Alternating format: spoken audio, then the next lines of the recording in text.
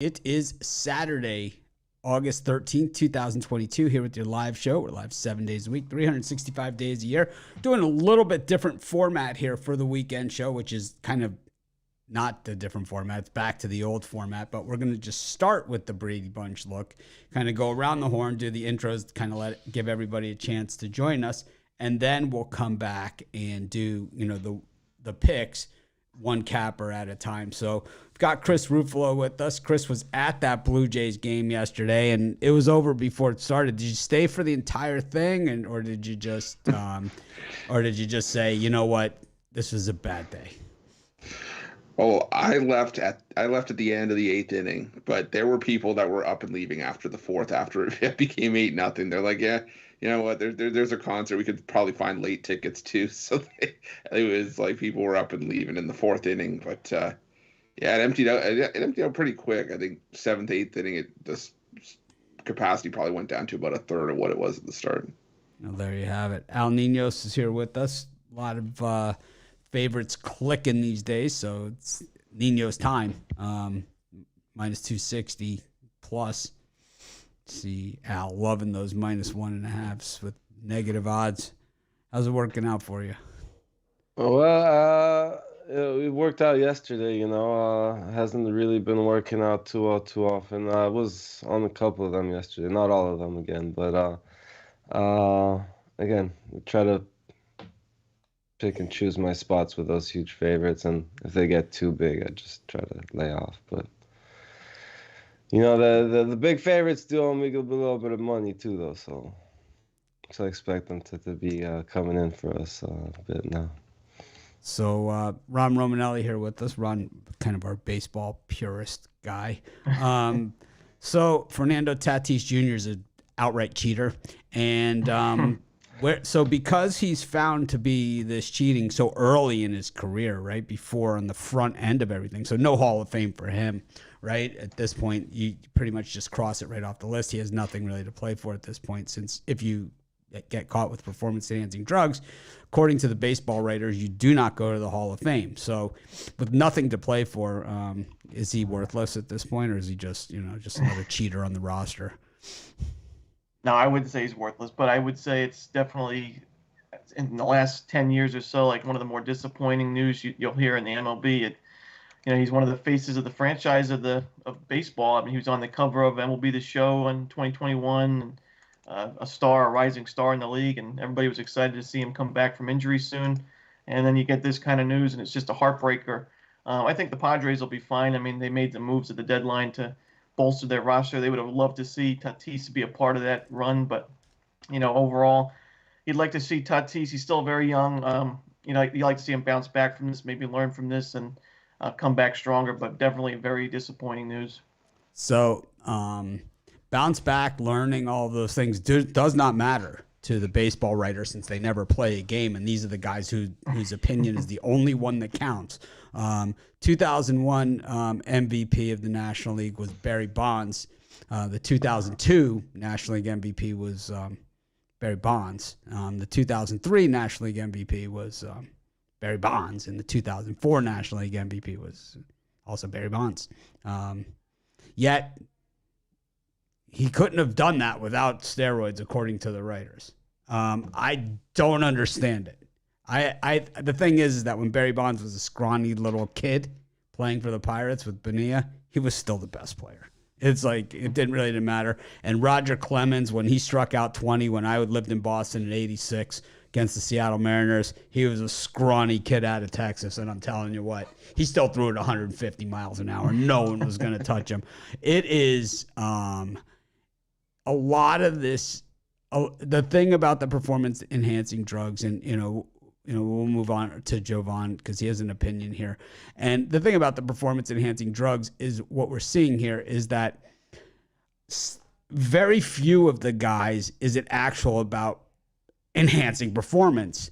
Most of these guys, it's about injury recovery time and how quickly they can recover from an injury. Yeah, Bonds bulked up, obviously, but I mean, part of that he did work out. You don't just take steroids and all of a sudden you're the Hulk. There's a lot of hard work that goes into that. And we're talking, it is the difference that it makes really is not that big. And the thing is that a lot of those guys played in an era where they were playing against guys that were doing the same thing. So it's like, I don't know. What do you think, Jovan, here with because now we have a young player who is seen, like Ron said, as kind of one of the faces of baseball, with the bulk of his career is in front of him, but no chance at the Hall of Fame, according to the writers at this point, at least the way that they do the Hall of Fame now. No matter what he does, he could test clean for the rest of his career. He could bat 700. He's not going. I think this is a guy who has found, he's been injured multiple times, same type of injuries, I believe. And I think that just with, that circumstance, it's just one of those things where, he can't find the field. So if he can't find the field, the pressure's on a guy like that, a young guy who's one of the faces of baseball, to get on the field and produce. So I don't know the situation with him. I don't know why he did it or anything like that, but I could only imagine that's the reason, that's one of the major reasons why, because the talent's there, obviously, so, but if you can't get on the field, then it is what it is.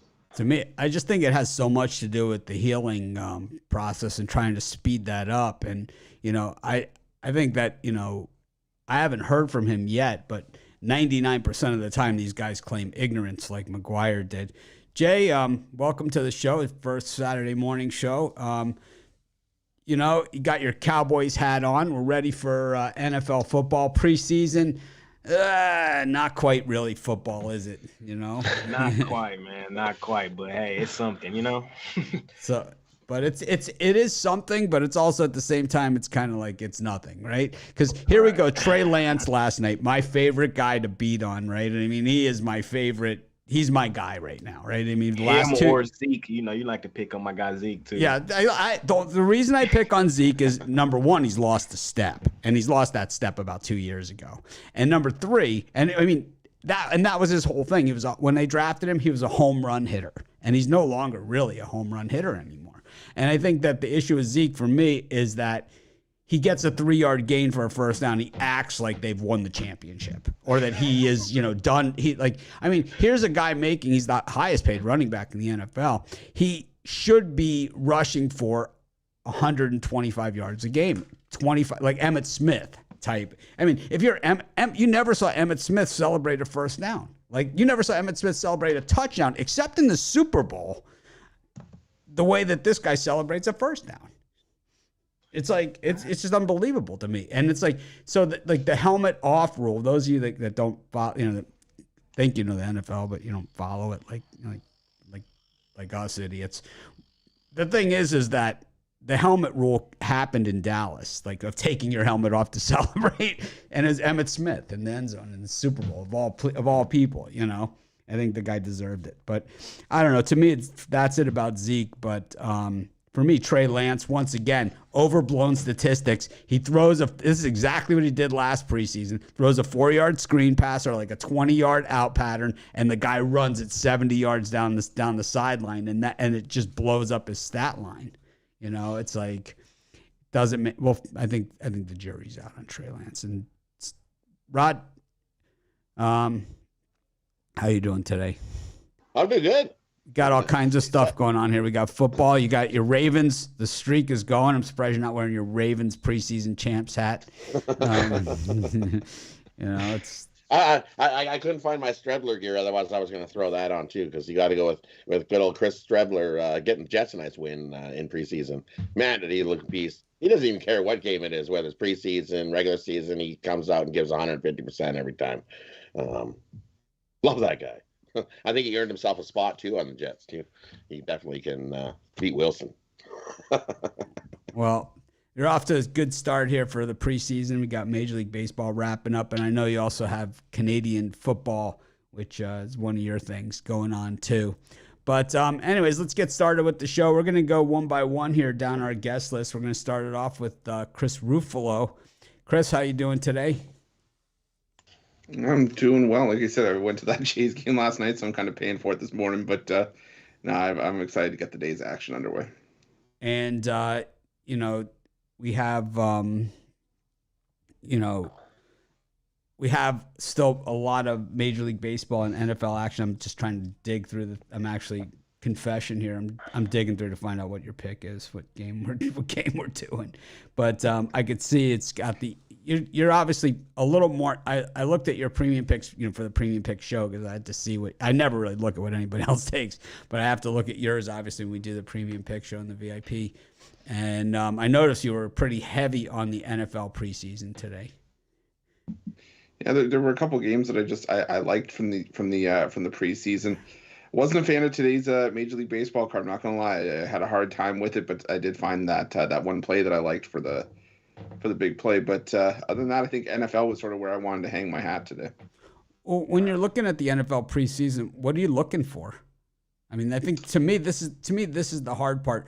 It's like when I'm handicapping baseball, right? It's always like the starting pitching is generally easy, but you know, these guys, you know, the 5-6 innings and now you're into the bullpen. Very hard to handicap the bullpen because it's all situational. Same thing with NFL preseason is just a very similar thing to me where it's like, you know, these guys, they say they're going to go one series or they say they're going to play one quarter and then you're not sure because like last night, was it last night or the night before? One of the drives, there was 2 drives in the first thing and that was it. You know, all the starters were done at that point. But, you know, what really are you looking for? Looking for depth for first and foremost, just seeing who has position battles. And that's why, you know, sometimes I delve in and try to read into like beat reporters, you know, for certain teams, just for certain games, to take a few minutes, see if there was any news on, you know, position battles or what's coming out of, you know, practice and training camp, because a lot of these guys are battling for playing time, battling for spots on the depth chart to try to maybe be the backup.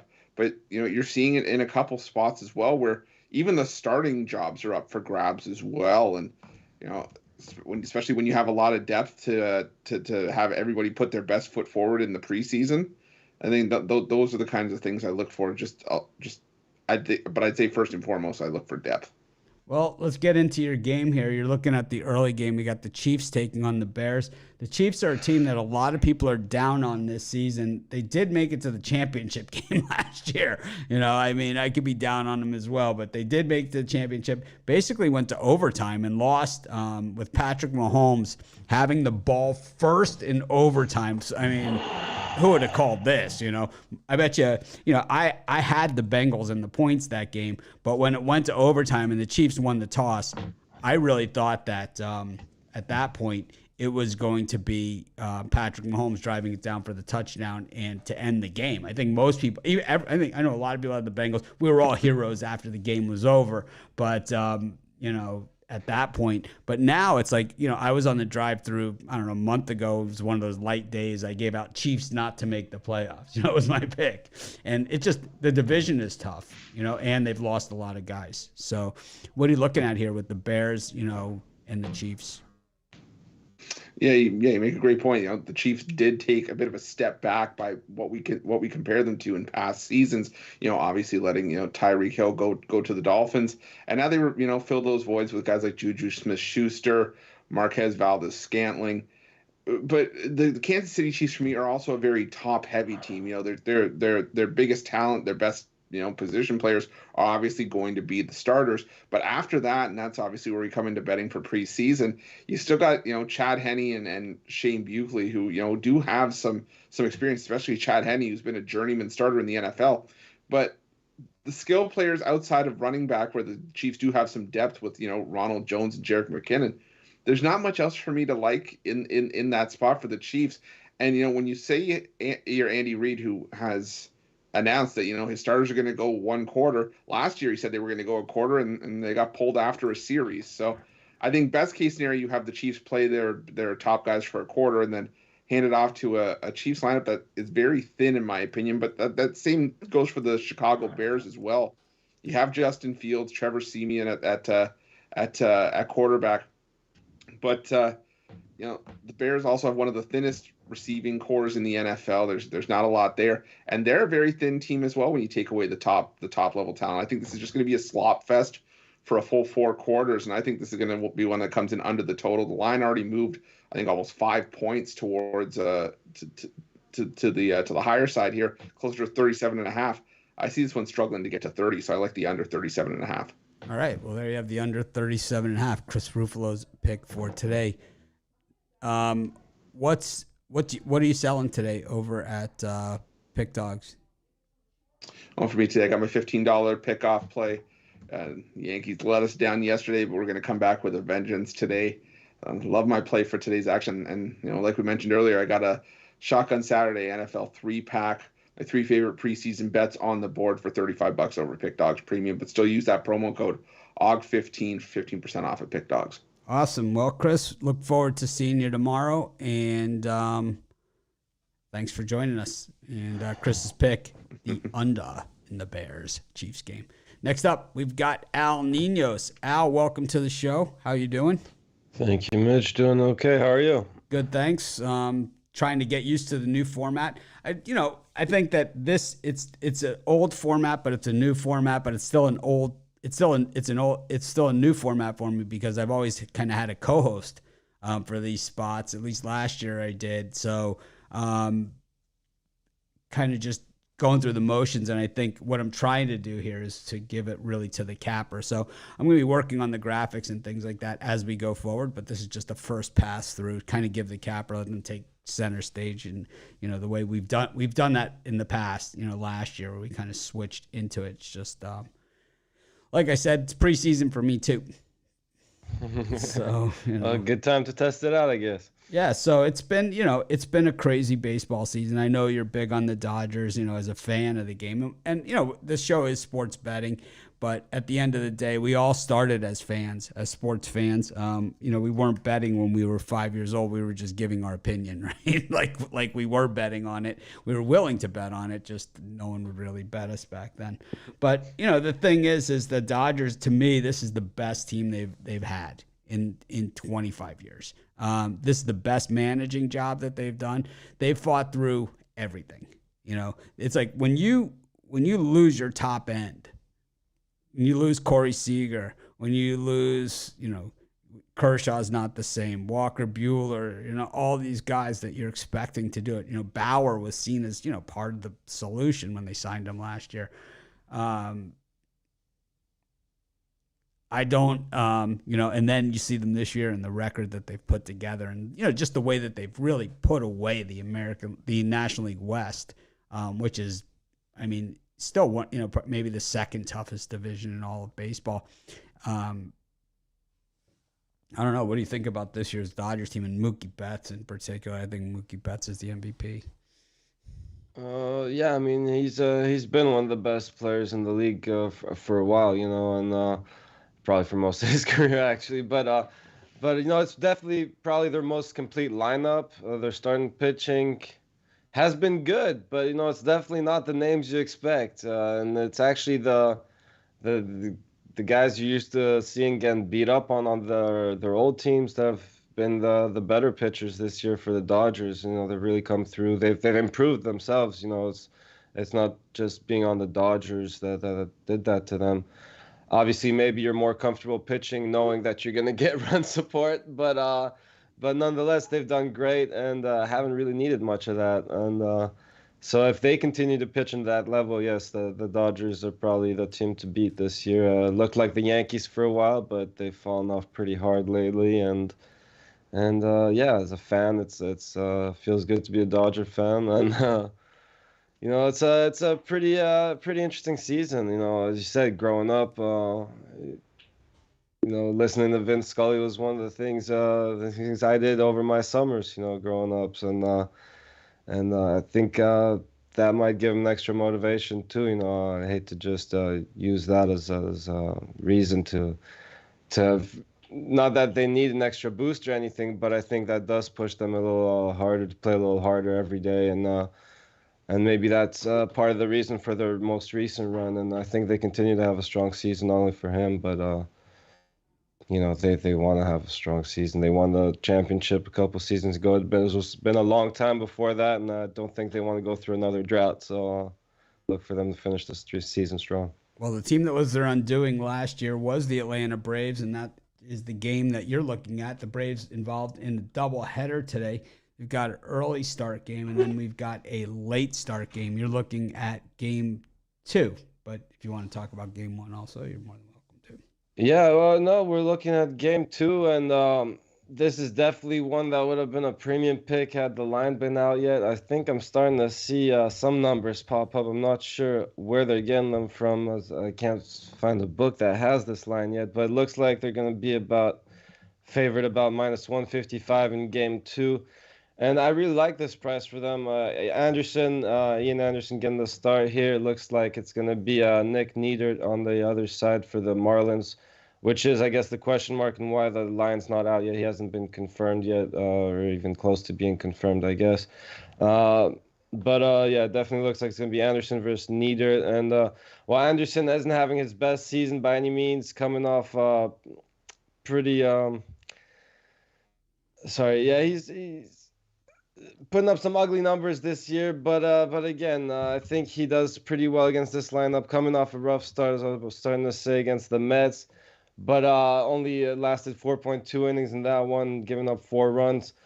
But he has bounced back nicely from his bad outings lately, and I think this is a good lineup to do it against. The Marlins had gone a little run of their own earlier, but they're dealing with a lot of injuries lately, and still today. So I think those injuries hurt them here. And well, you'd say that maybe they have a shot against Anderson the way he's pitched this year. I don't think that this lineup can do enough damage against him, and I think the Braves get to Neidert here. So if they're, as I said, minus 155, I'd take the -1 here. If they open much bigger favorites than that, I'd probably just go run line. But I like the Braves in this one. I like the under. 0 overs, 9 unders, and 1 push in the last 10 Marlins games as far as the totals have gone. So that's my pick. What do you got for sale today at PickDawgz and Sports Chat, please? Yeah, that is the Marlins offense been hurting. I mean, I said those injuries really been costing them. It doesn't really matter. It's hard to bet on them right now with this lineup. And I said, like the Braves to get the job done here. On the premium side, I got a 3-pack. I also have my best bets sold separately, which is included in that 3-pack. I have my best dog of the day, not included in that 3-pack. So again, and a couple extra plays for one of the long-term passes. So definitely your best way to go there long-term are the 2-for-1 capper specials. All right. Well, thank you for joining us, Al, and we'll see you tomorrow. Next up, we got Jovan. Jovan, how's it going? I think I caught him by surprise. That's always the best way. Hey, they gotta be ready, right? I just figured, it's in the past we always had you at the back. It's like here, maybe in the middle. It's like, yeah, we'll just try everyone in different spots. No one said anything, so I just figured. I just actually put a random picture up. I have a preview screen up, and you came up, so that's basically what happened. Hey, good to be batting third, but yeah, just looking for a big Saturday. Had a big Friday, and looking to keep it going. All right. Well, you've been doing your parlay videos, and you're on top of the leaderboard now. So here's the thing that people, they don't really see the discussion. I said to Jovan about his. I know that most people bet full game picks. Most people bet full game. And Jovan said, well, if I get to the top of the leaderboard, most people will care about my picks. But the thing is, maybe it's your full, and then he switched to doing full game picks, and now he's on top of the leaderboard. So I don't know. Maybe those first 5's not as easy as they look. I think that is the moral of the story here. Oh no, I was doing well with the first 5's, but if the old curve, gotta adjust. That's basically the name of the game in any aspect of life. So. Well, we got football coming too, so we got plenty going on, and of course college hoops right around the corner after that, and NBA. Yeah, so, absolutely. And getting hot at the right time. August going into September. That's how I like it. So we have we have these preseason games, and I asked Ruffolo earlier like what he's looking for. What are you looking for in these preseason games? Because I generally do pretty well in them, but I am super selective because it's like some games there seem to be an angle, and other games there just doesn't seem to be one. Yeah, I think this year it's a little bit different from other years. First off, it's only a 3-game preseason schedule. So you don't the coach. I guess these coaches and on these various teams have to play it differently. They have to condense things. They're not going to be playing starters in game 1. That's per usual. But football, it's all about repetition. So while you have the Aaron Rodgers of the world saying that it's unnecessary, I think what he really meant was either don't play me or play me basically, basically full game. That's what I got out of his comments.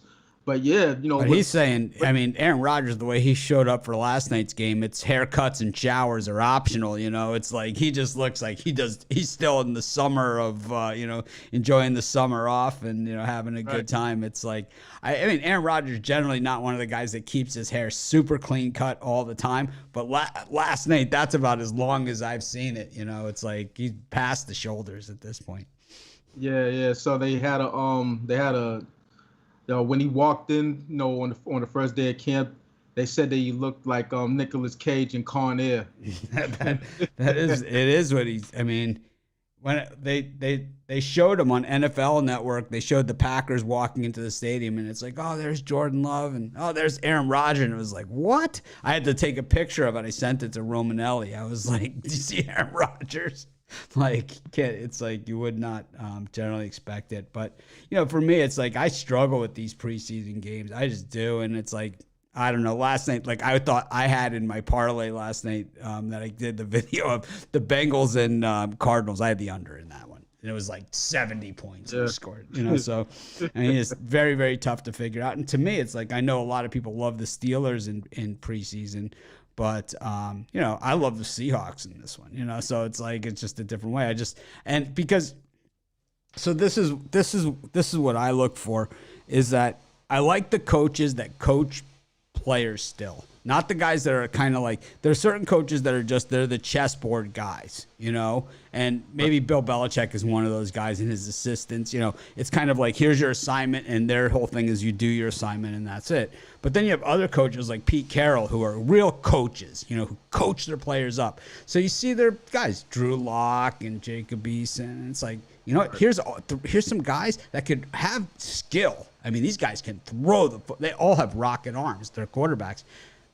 All of them could use a little coaching, and it's like maybe Pete Carroll's their guy, right? So especially for that team who's basically building back from the ground up. No Russell Wilson, so they have to give their players. It's projected start as Geno Smith, but he's gonna get playing time. Then Drew Lock, he's gonna get. It's a quarterback battle, even though going into it, they're expecting Geno Smith to have the starting job. And on the other side, you have the Steelers, and look at this situation. Mitchell Trubisky, he's projected to be the starter, but you never know. Mason Rudolph might have other plans.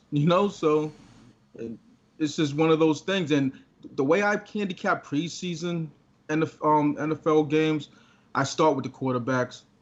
See where the competitions are, where the the QB competitions are, and start from there. So you're gonna have the game 1 of preseason. You're basically gonna have second, third, and fourth stringers playing in game 1. You're not really gonna see starters in most of these games. So you basically have to start from this. And as you've seen in these games, offense has been over defense. It's just the way it is, and that's usually not how preseason games go. So I saw in that Bengals game they were calling the pass interference both ways, like no one's business. Oh, and that's another thing. The refs they get their practice in too. The new rules by the competition committee. Oh man, that come down. They're gonna send messages, and just like you said, you're gonna see the flags fly a lot. Because I watched the Twins-Angels game, and then after that, I was like, I couldn't fall asleep. I'm kind of like, just whatever. And I'm like, wow, it'd be cool if that Bengals Cardinals game was on NFL Network. And I turn it on, and it's exactly the game that's on. And it's like Andy Isabella being called on offensive pass interference, like right when I turned it on. But anyways, you're looking at the Chargers and the Rams. The Rams, the defending Super Bowl champs. The Chargers, it could be back-to-back LA Super Bowls with different teams. I mean, it can be. In the way they hype up the Chargers, I think a lot of America wants that. But, I'm a guy that's really not a Chargers fan per se. They do have talent and all that, but can they put it together? Can their coaching staff put it together? They might not be the right fit. But anyway, I'm looking at the over in this one. Now, understanding that last year's game between these two teams were very low scoring. I believe it was like 10-6 or something like that. And both of these coaches like to play very close to the vest, especially Sean McVay. He's going to have a vanilla offense. And on the other side, they're not going to show much neither. But as you've seen with all of these preseason games so far, the points can't stop from being scored. And I think that, in this one, both of these offenses can fall into points. That's just the way I'm looking at it. You really don't have to know who's playing, who's on the quarterback depth chart, even though it doesn't really look pretty as far as the backups, the names that's being that's going to go out there on the field in this one tonight. So it might be rough sledding, but I think that, a blown tackle, a missed assignment, and you're going to go over this total. It's a low total, so it went down to 29.5, and then it bumped back up to, I believe, like 31.5. So at this point, so I'm still on the over. Yeah, I turned on that Lions-Falcons game last night, and for the first couple minutes of it, and it's like I saw Lions and Falcons offense is marching down the field on one another. It said, you know what? There's going to be a lot of points scored this NFL season. I think it's not just preseason. I think it's just this NFL season. I think we're going to see a lot more scoring. And Roger Goodell is a guy that's willing to sell out the product for a couple bucks and getting people to sign up for fantasy or to bet on props. He is the guy to do that. And that's really what it's all about. Tell you the truth, it's a fantasy-driven league right around now. You've seen it, within the past, I would say since 2015, 2014. It's been a steady progression, but it's really got out of hand. It's like you can't let defenses play defense until the playoffs, and then everything flips. You know what I mean? So I don't know. I don't like how the NFL is going as far as being offensive dominant and offensive heavy, because in my book you have to let defense play, but hey, that's the way they want to play it. That's the way it's going to be. We just have to adjust to it as sports handicappers. Yeah, I always believe that, if they don't let the defense play, you're going to have a lot of quarterback injuries. That's really what it comes down to. So, it'd be interesting to see. And a lot of these backups will come in because they'll say the rules are there to protect the quarterbacks. That's not the case. The rules are there to protect scoring. And the only way you're allowed to play defense now is you just find guys that play man coverage, these cover corners, right? Guys that can play man on man. And basically what that means is that if everybody else on the team rushes and the quarterback has to hurry the throw and it's somewhat of a jump ball, that this guy can outrun and outjump an NFL wide receiver, which are like now they're all like 6'7" now. Right. So it's like, or they run, or either you're 6'7" or you're Tyreek Hill fast. So it's right. One or the other, and it's like, so there's no other choice. And so what you have are these 270-pound guys running 4.5 40s dead flat at a pocket passing quarterback. It is, and then you have the other quarterbacks that run for their life. So then what we started to see was the progression of the large quarterback, the Ben Roethlisberger, the Dante Culpepper, the 270-pound quarterback, Right. And it's like that can take the beating. And it's like, this Malik Willis, man, just the size of that kid, holy crap. It's like I didn't realize he was defensive lineman big, until I saw him with NFL players out there. It was crazy. He's like he's like up with the offensive lineman. He's like bigger than any of them. And he's running past, everybody. Anyways, what do you got for sale today, Jovan? Yeah, so I have a 3-pack. My Saturday shootout NFL X 3-pack. I also have all 3 of these NFL preseason games sold separately, individually. $39.99 for the 3-pack and $19.99 for the individual plays. Like I said, I've been hot, looking to keep it going. So with the preseason game, the first couple games, or Thursday, the one on Thursday, or the 2 on Thursday, and the others on Friday, on last night, I didn't touch them. I had to look and see what was going on. And today I'm all in. No baseball today, even though I should have put in the baseball play, but whatever. I'll put in some baseball tomorrow, but today's just dedicated to football. Well, I've got all baseball. Anyways, Jovan, thanks for joining us. We'll see you tomorrow. See you tomorrow. Next up, Ron Romanelli here to run down. I know we'll be returning to baseball with Ron. And Ron, how's it going? Hey, Mitch, how you doing? Super. So here's something for our audience. If you're a fan of Ron's rundown, Ron thinks that when I comment on his videos as PickDawgz, that people confuse that with being him. And it's like, because I have my own style and he doesn't want to be good. I know he's like just trying to be polite and say, I don't want people to think I talk to him the way you talk to him. And it's like, exactly. So now I've added -- Mitch. Yeah. But it's like, if it's PickDawgz, it's me. But I actually have my own YouTube that I should be commenting under my own name, which I could, but I just happen to be logged in under the PickDawgz, and that's why I use it. Yeah, I'd say 80% of the people know it's you, but maybe some of the newer viewers that don't really know the dynamic quite yet, I think they might be a little confused sometimes when I give out a pick and then they say, oh, I like that pick, and then you come in, no, I don't like that pick, and they're like, what the heck, you just gave it out on the rundown. No, I don't say I don't like the pick. I generally, it's more like, so one guy said, these are the easy locks. It's like, what? It's like, I'm like, I just didn't know there was such a thing. I wish I did, It's like, and actually, the guy who said that, I think he hit every one of those picks.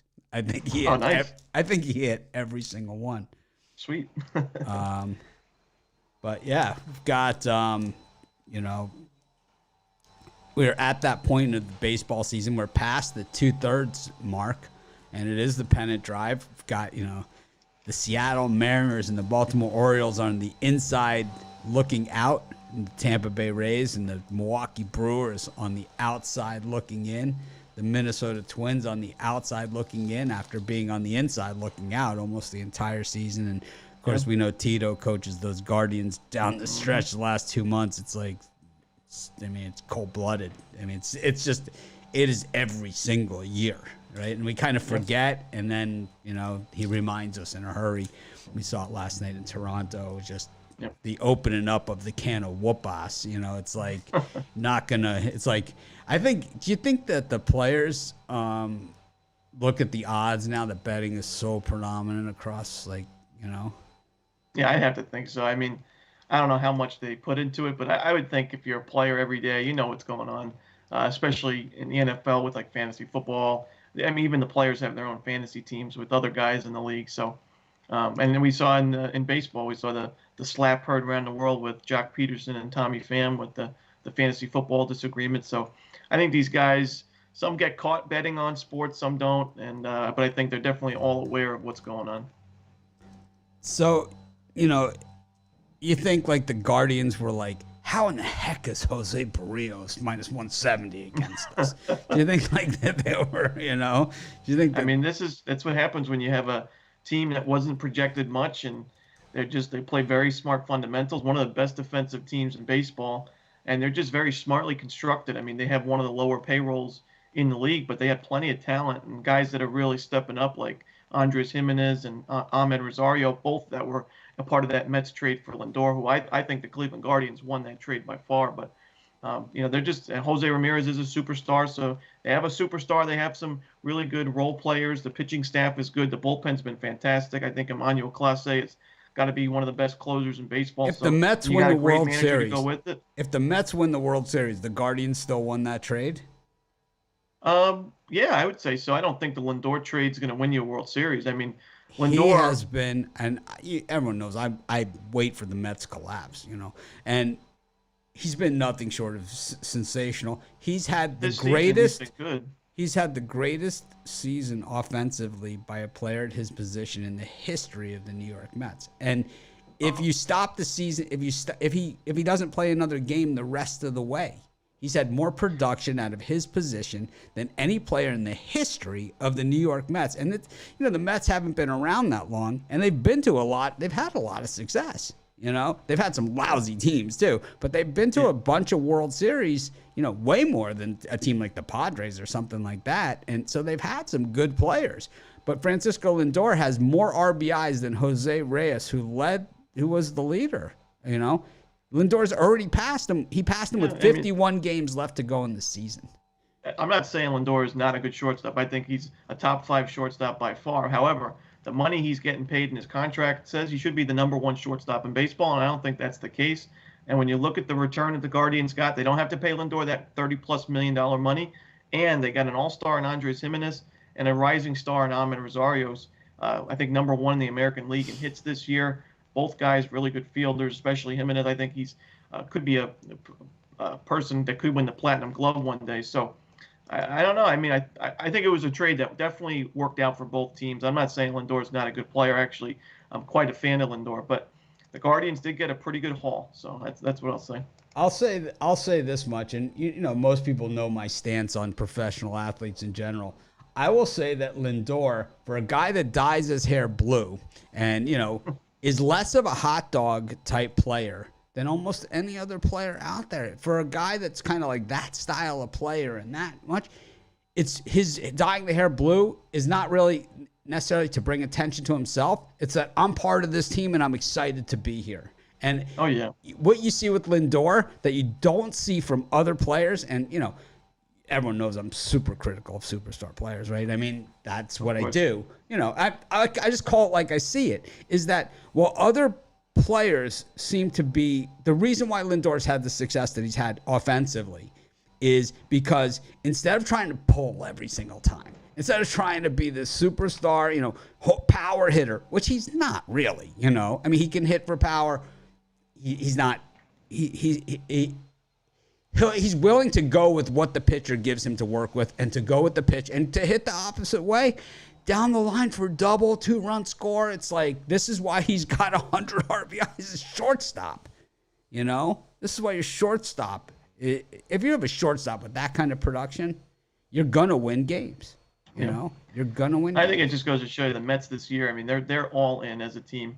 Not even just Lindor. You got to look at guys like Marte, Pete Alonso, Jeff McNeil. I mean, these guys are, not necessarily considered superstars before the season. Very good players. Pete Alonso, you could say, would be a star, but they are all in. And Buck Showalter, I may be critical about him in the past, but he's doing a good job right now. And no, he's not. He's not out of the woods yet.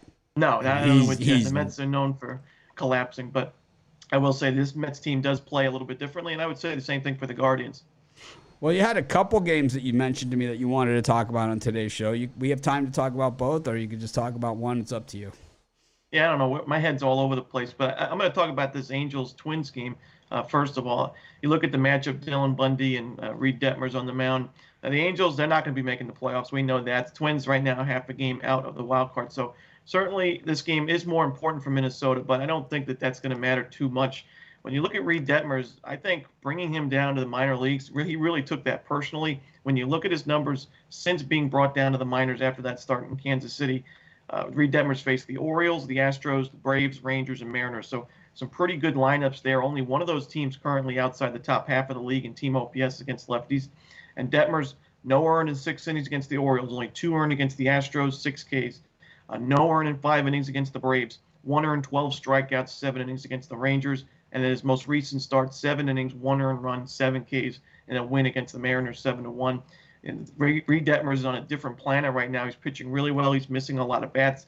And the Minnesota Twins aren't really hitting left-handed pitching very well. So I do think Detmers has a good outing here. On the other side, it's just really tough to back Dylan Bundy these days. He's facing his former club here, and his ERA on the road this year above 6. His ERA overall above 5, giving up a ton of home runs as of late, at least one in each of his last 3 games.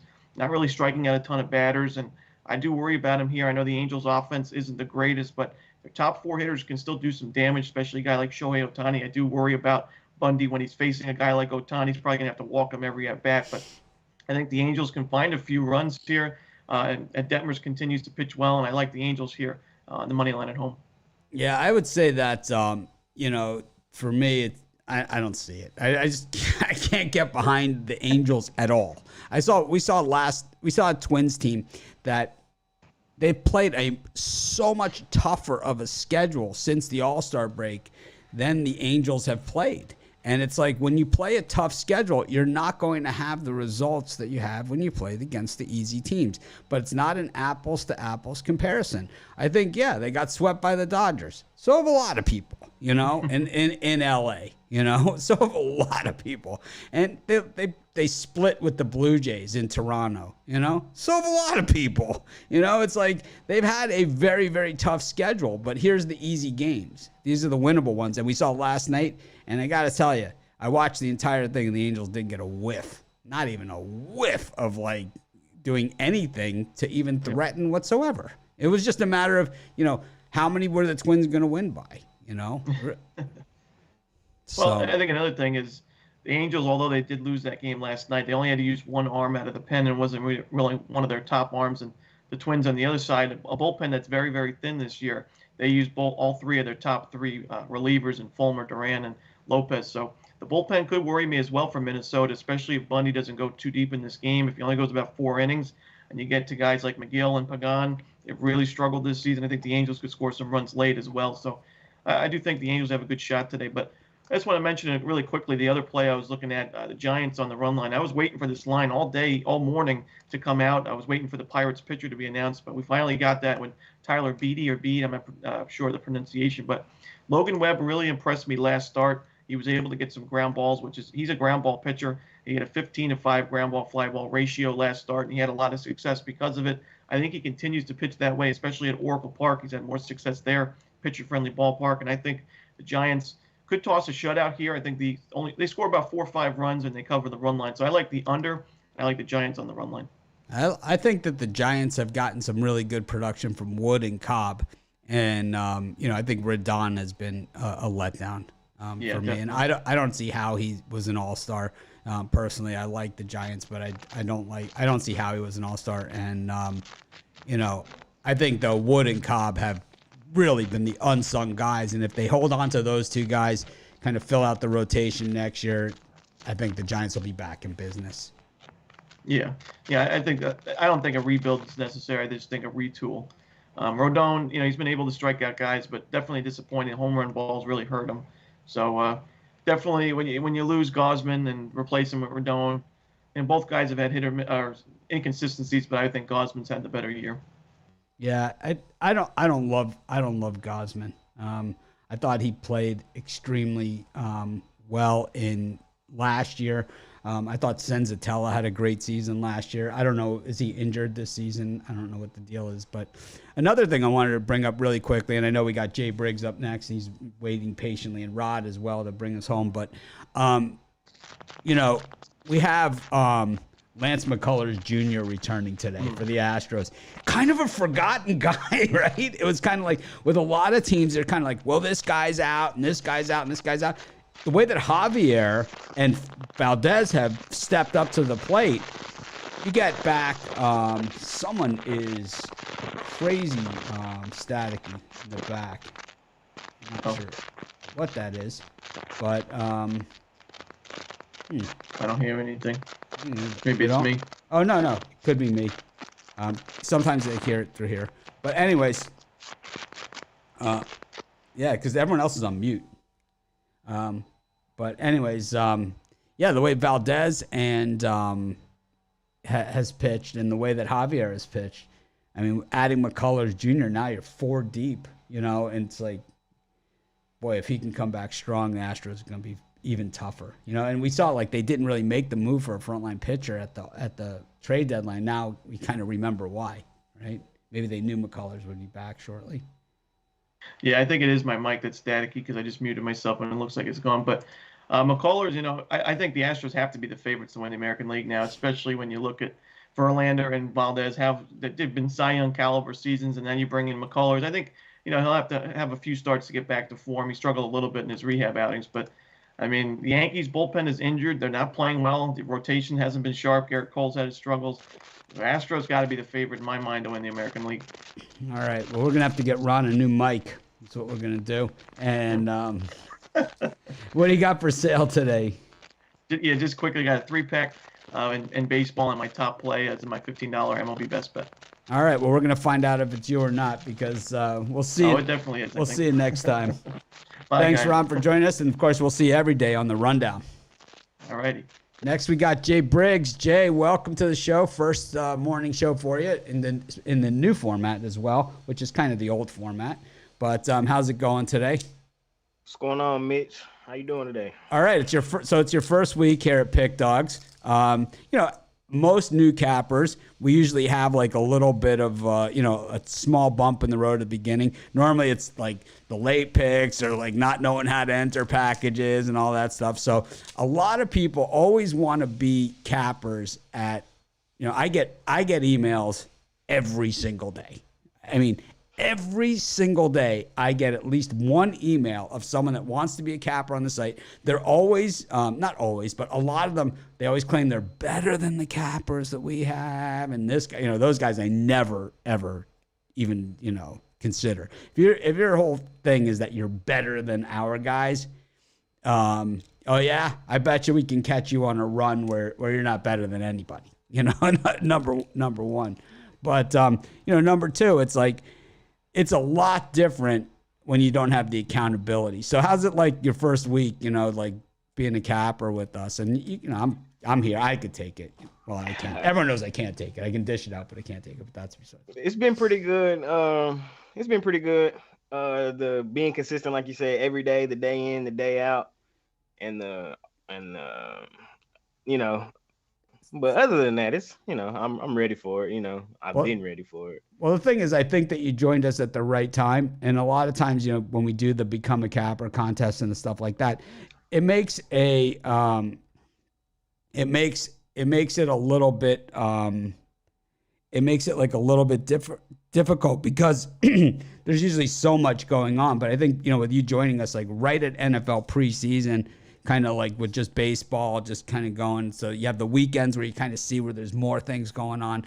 And then, excuse me, during the week, it's mostly just primarily baseball. So, a little easier. And then, what you're going to see in the coming months when it's like baseball, basketball, college basketball, college football, it's like, how do you not have 30 plays some days? And, other days it's like, how do I even find a play? It's like, when you see there's just like Monday Night Football. So you'll get it. I mean, we brought you on for a reason. And, obviously, we know you're a great capper because we saw that in the Become a Capper contest, and we've seen it with your performance so far at PickDawgz. What do you got for us today for as far as free picks go for our audience?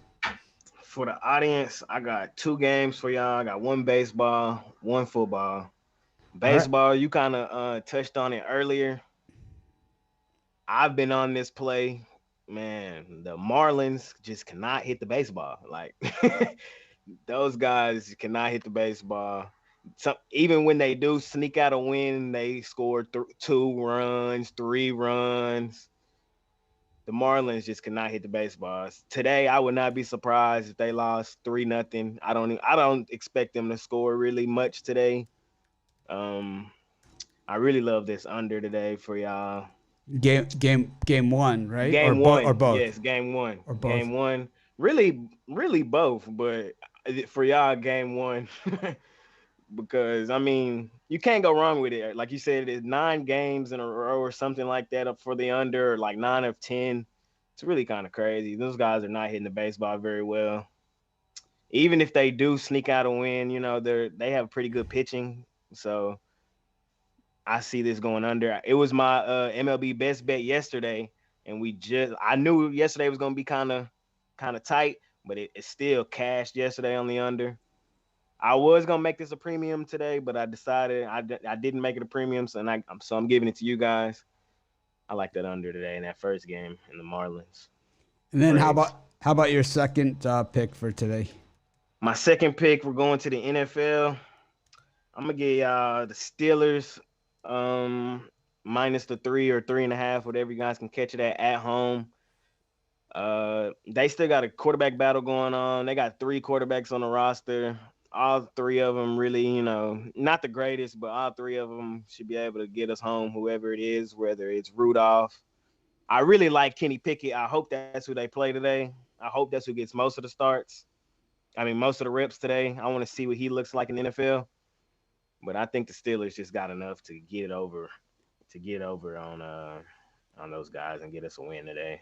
They generally don't push rookie quarterbacks too hard in these preseason games unless they're like number 3 or 4 on the depth chart. So I think he is 3 or on the depth chart as well. Well, he's seen as the future of the organization. I'm talking about like Rod's guy Chris Streveler or something. Like those are the guys that you see, generally in the preseason, or like Austin Davis type guys, or not even Austin Davis, but like I'm talking about like, guys that are just a little bit further down the depth chart. I think Pickett is seen as that. So I'm not convinced we're going to see a ton of them. We did see Malik Willis even play. If it's Rudolph, like you said, we seen Willis. So even if it's Rudolph, I don't really like Rudolph as a starter. Terrible. He's terrible. Yeah, he's terrible. Terrible. But for a preseason, like this is right up his wheelhouse. I wonder what Mason Rudolph's record is as a starting quarterback. It's got to be like 1-17 or something. He just stinks. He's terrible. The highlight of his career was getting his ass kicked by Garrett. By Myles Garrett, who was like, I think if you're gonna pick a fight with anyone, probably the last guy, I would say, like in the NFL, scariest defensive lineman, in the last 25 years. This guy's one of them easily. Yeah, he's definitely top 5 for sure. Who was the guy? This guy's probably a Hall of Famer. I can't remember his name for the life of me, but he went to North Carolina and then he played for the Bears and he played for the Panthers. He was the defensive end. Oh man, he was just a home wrecker. Oh man, this guy this guy's the scariest. This is the guy that you would not want to mess with. Let me see. His name is, and I'll say it and everyone will be like, yeah, he's first ballot Hall of Famer. I can't think of who you're talking about off the top of my head either. It is Julius Peppers. Julius Peppers, yeah. Yeah, that's the other guy that I would never, like, if I was a quarterback picking a fight with someone, I would say that's the guy I would not go after. Yeah, for sure. But what do you got for sale today for at PickDawgz? I got a 5-pack up there today. Everyone in the chat is like Julius Peppers, and it's like, the thing is, one of my favorite players of all time. And like, it's funny, like when he was on Monday Night Football, John Gruden would say Julius Peppers has 21 blocked kicks and extra points, and he's like, 19 of them are against teams that I coach. It's like, guy's just he's just unbelievable. He was on another level. He was unbelievable. But for sale today, I got a 5-pack. I got my best bet in the MLB up there for sale today. 6 of last 7. I've been hot on that best bet in the MLB. So that's up there. And then I got 4 NFL preseason plays, 3-1 currently in the preseason. So I got 4 NFL plays up there today if you guys want to hop on that. And then everything is up there individually as well. So if you guys want to hop on that, 5 plays over at PickDawgz, or you can buy my NFL season pass. That's probably the best value I have up there, guys. NFL season right around the corner. 3-day, 7-day, 30-day. I either can't go wrong with those. Yep. And the 2-for-1 capper passes. You could always 2-for-1. You can use that 15% off as well on all of those, the AUG 15. Jay, welcome to the show. Good having you. And of course, you're going to be on tomorrow with us, or yeah, I'll be here tomorrow. Yes, all right. Sir. We'll see you tomorrow then. All right. Tomorrow. Have a great day. Jay Briggs. Let's make some money today.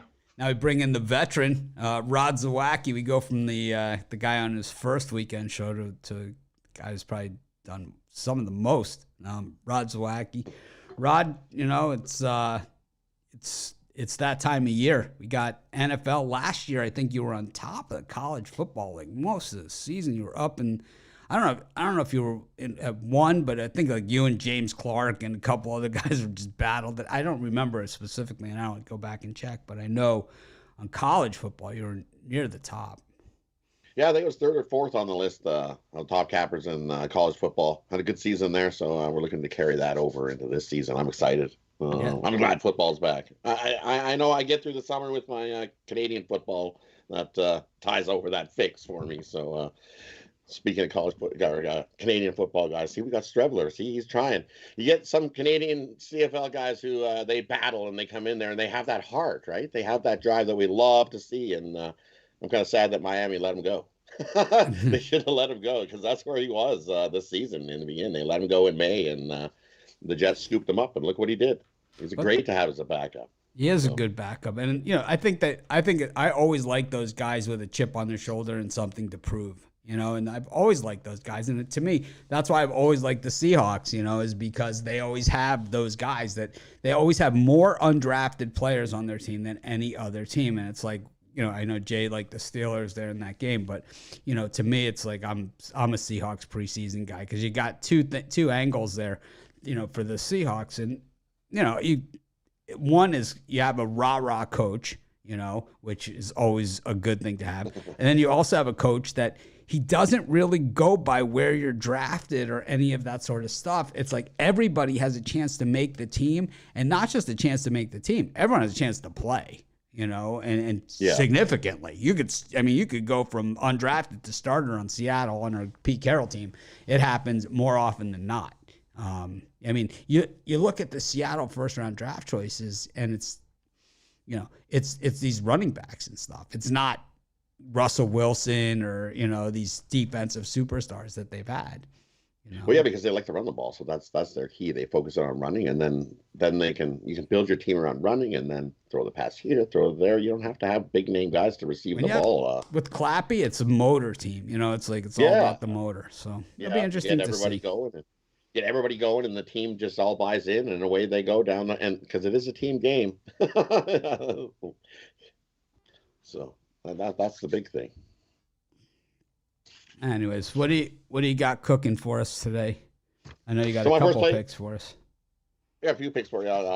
We'll go through them quick. I got my first play we're going to go with is in the NFL. Of course, I'm going to take the Dolphins here in the first game.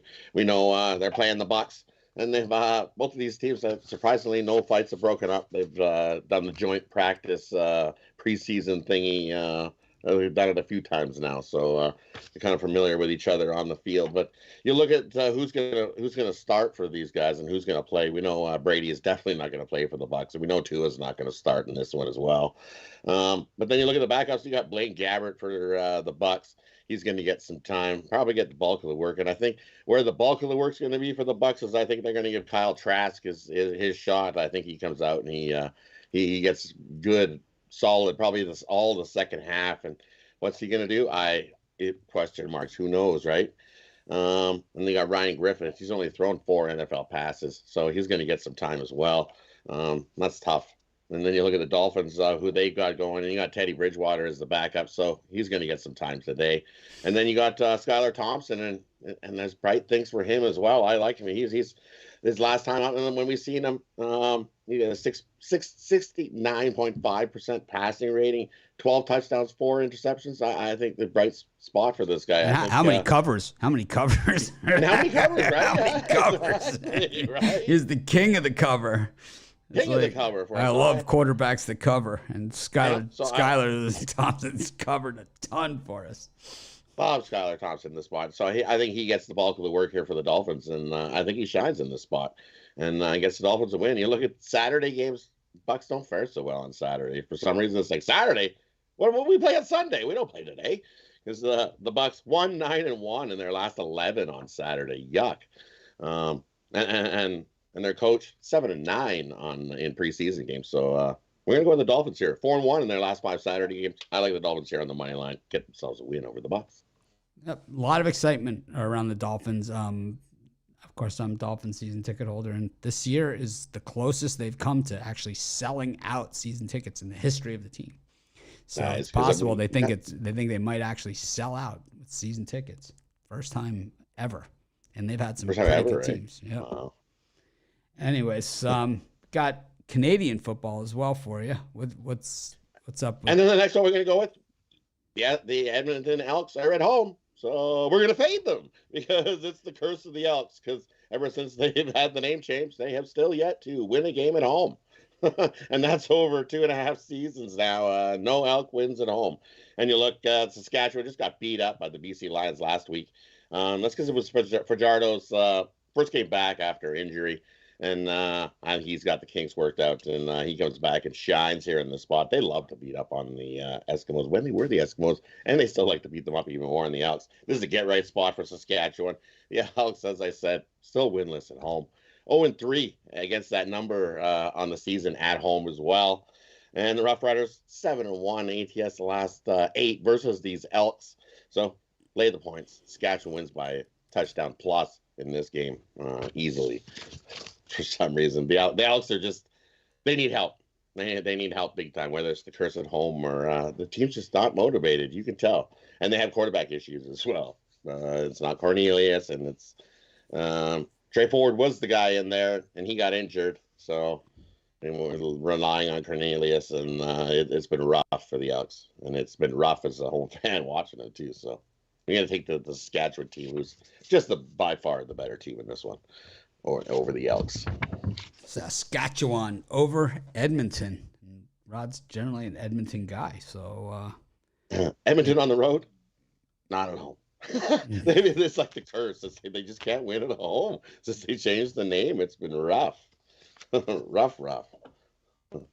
Well, what do you got for sale today? And for me today over at PickDawgz Premium, I got one NFL play that I absolutely love. You can pick that up over at PickDawgz Premium. It's the only play I got on the board in the NFL today.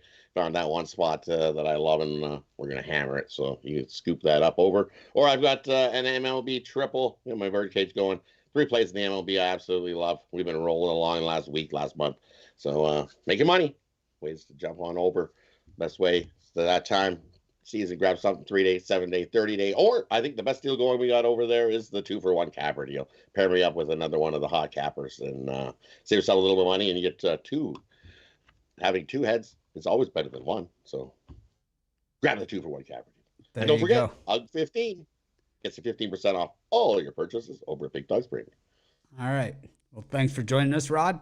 And we'll see you tomorrow or yeah, I'll be here tomorrow, definitely. All right. Well, thanks for having me, everybody. Good luck with your bets today, and we'll see everybody tomorrow. All right. Well, this is Mitch. Thanks for joining us. I kind of like the new format. I like letting everybody kind of have their chance. I also think that this format kind of shows everybody in their best light. Maybe not as many picks as the other format, but I think in between the lines, maybe a lot more information, and I think that will get you on more winners in the long run. And of course, our premium picks, 15% off the rest of the month. Thanks everyone for joining us. I appreciate each and every one of you that have tuned in. Of course, we got tons of free picks at PickDawgz, and of course, our cappers picks have been absolutely on fire. So check them out. Make it a winning day.